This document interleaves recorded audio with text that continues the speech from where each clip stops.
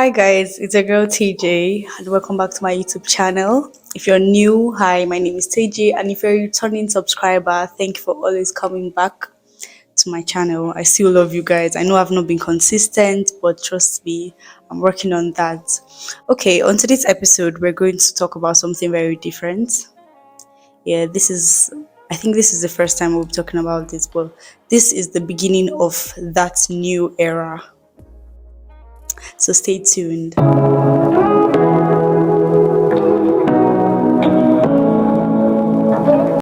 this episode today, we're going to talk about how my Christian girl era transformed me.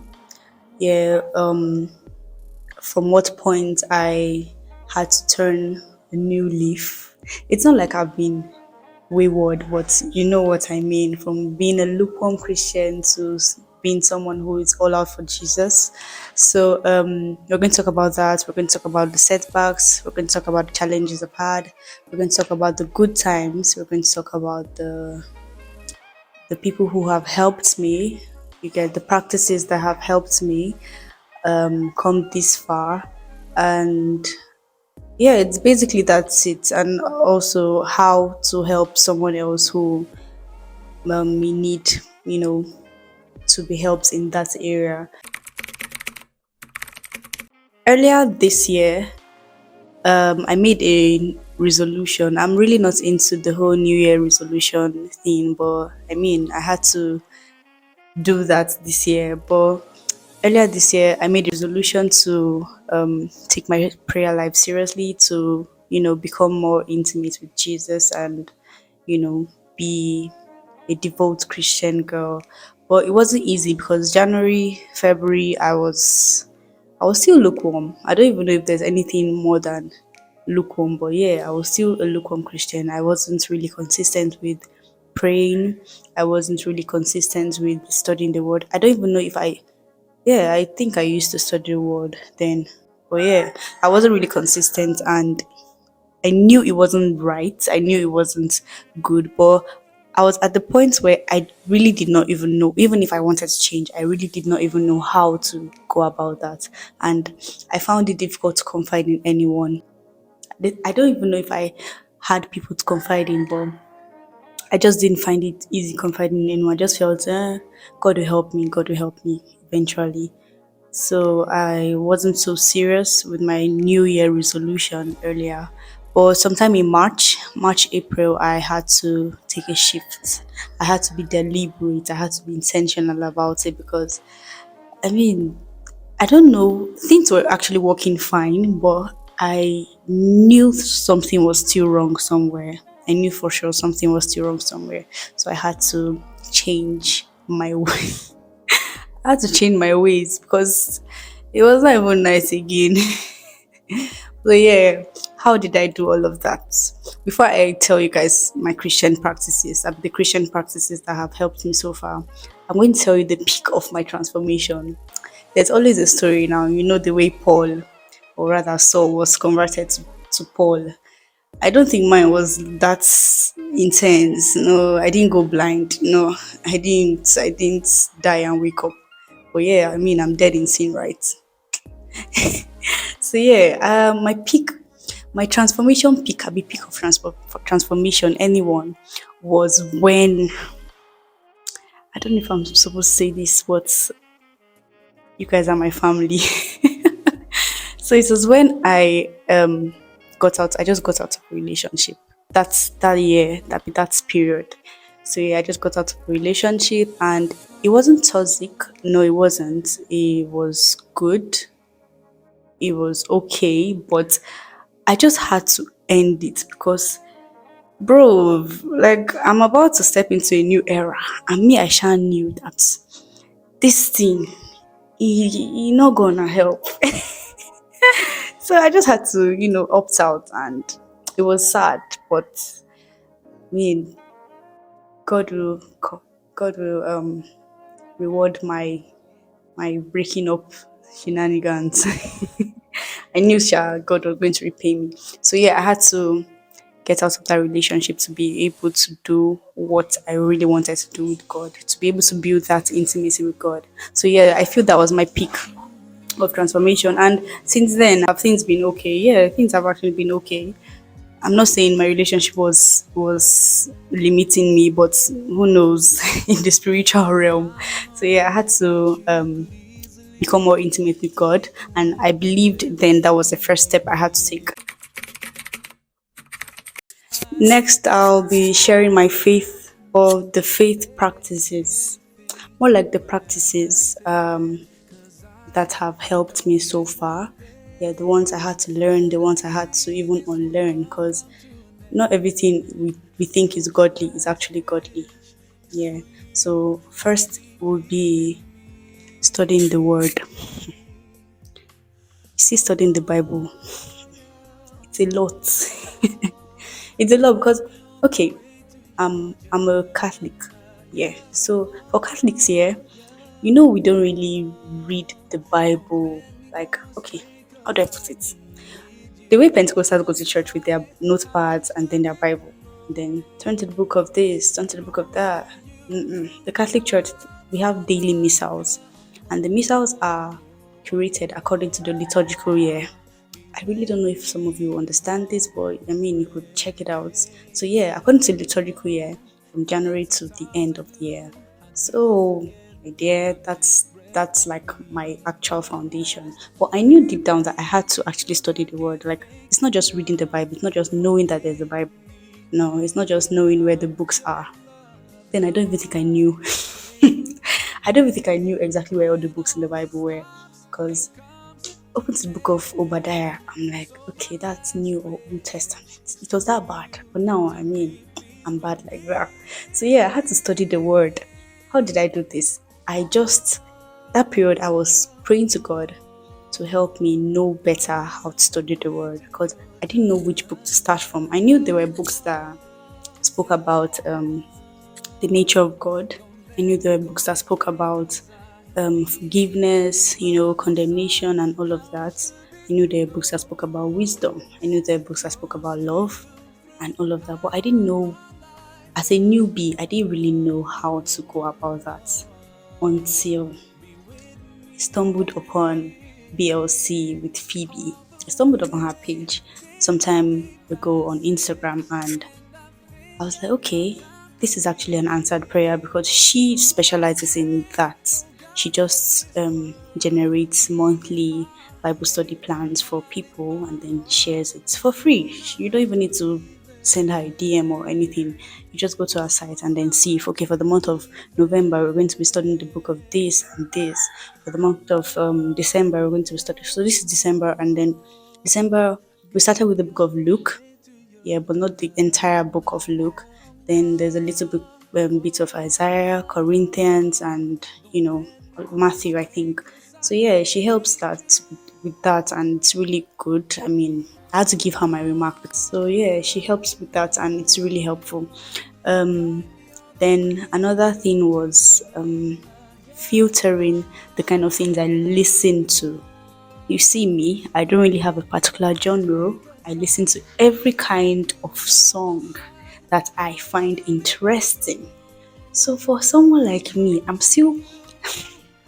this is still a big deal because music is therapeutic, my dear. So I found it very difficult. How will I start listening to gospel artists? From where? I've always had it at the back of my mind that gospel artists were the I don't say boring, but it's not my thing. It was not my thing. So I found it really strange. And that was the biggest deal. Until now, I'm still working on it because it's not easy. So yeah, I had to filter the kind of people I listen to. And then I had to work on the people I called my friends. I had to work on the people I interacted with. I had to work on people in my cycle. This was actually another big deal because I'm not the type, okay, how do I put it? I may not like you, but I really do not know how to tell you I do not like you. I don't want this friendship to continue. So my own defense mechanism is to Okuma stop talking to you. Those people now that were not adding value to my life. Uncle, auntie, I don't know how to tell you that. See, oh, I want to follow Jesus. You are not following Jesus. I said, not following Jesus. Carry your load and go. Me, let me follow Jesus. But I didn't know how to do that. I really did not know how to do it. So I just had to, okay, I shared it with my friend. I shared it with my very good friend. And then she told me, okay, the thing is, this is how this thing works. The moment you just, okay, it worked, there were two ways. The moment you actually start posting, not posting per se, but they see that you're intentional about God, they see that you're actually all about God, they see that your your lifestyle has changed, they see that you're actually going all out for God. Two things are going to be involved. It's either they drift and they withdraw from you automatically, or they hang around and watch. Now, the watching aspect could be that they are watching to also be part of you, or they are watching to just keep an eye on you to see if you will fall. So, another thing that helped me with my faith practices is my prayer, cultivating a prayer life, or rather a prayer schedule, prayer timetable. Yeah, for someone who is new, someone who is just relearning and unlearning certain things, what I had to do was to look for. There are so many apps online that actually help Christians, new Christians or old Christians or lukewarm Christians, and all of that. There are so many apps online that help Christians like us to, follow Jesus, follow the Word of God accurately. So what I did was to, okay, no, I really didn't do it. My sister shared an app, Glorify app, and it has been helpful because I've been consistent. I've been trying to be consistent with it, and it's really helpful. They have codes for the day, they have verses for the day, they have scriptures for the day, they have meditation voice notes for the day. So next, I'll be talking about the challenges I've faced so far, more like the setbacks. The thing is, anyone who tells you following God, doing the work of God, being a devout Christian, anyone who tells you it's easy is lying to you, because it's not easy. Everything may look rosy, everything may look smooth for maybe your mentors, for people who talk about the Christian faith and all of that. But trust me, it's a lot more difficult than we even imagine, because there were times where I would go back to that life. There were times where I will place those calls. There were times where I will listen to those kind of songs and be like, "Ah, I can't help it." But you can actually help it, in as much as God has given us this free will. He has also given us the free will and the liberty to overcome those challenges. So yeah, there were times like that, and I want you to know that you're not alone. If you're on this path, I want you to know that you're not alone. It's normal to fall short of the glory of God. But the problem becomes where you fall short of the glory of God and you remain there. You see yourself unclean, you see yourself unworthy of the love of God, you see yourself as someone who God cannot listen to anymore, you see yourself as someone who is not worthy of, a good life or God's blessings. No, it's all a lie. That's what the devil tries to do. But whenever you sin, whenever you go back to that life you're trying to run away from, you still go back to God. Yeah, because He's the only one who can help you. It's not your friend, it's not your mother, it's not your father, it's not money, it's not nothing else can help you but God. So, in as much as we're all trying to live a holy life, to do the work of God, whenever you see yourself in those kind of temptations, in those kind of situations, you always go back to God. So, with all that being said, before I round up, I just want to leave this message for those who are in the same shoes as I am in, for those who are yet to be in these shoes but are considering doing the work of God, considering turning in a new leaf. I just want you to know that you're not alone, and whenever you're ready, God is always there to help you. Yeah, so if you call on him, he's going to help you. Don't think of it as something very difficult. It's not difficult. It's something as easy as, I mean, it's difficult, but it's not so difficult. Like, God will help you. He'll make it easy for you. He'll make it easy for you. I feel the obstacles come in when you are not 100% sure of what you want to do.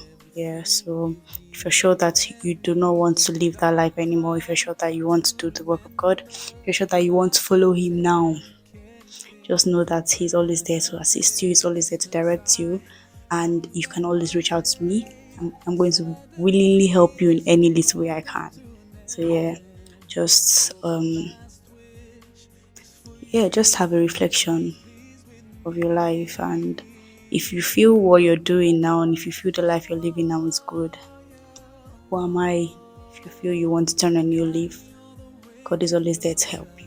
So that's it, guys, for this episode. I hope I've been able to help one or two persons. I don't know. Just hope I've been able to share something relatable and this message has helped whoever watched it. Do well to share, do well to leave your comments in the comment section, do well to like my video. If you're watching my video, if you've been watching my videos and you've not subscribed, God is watching you. So please do well to subscribe.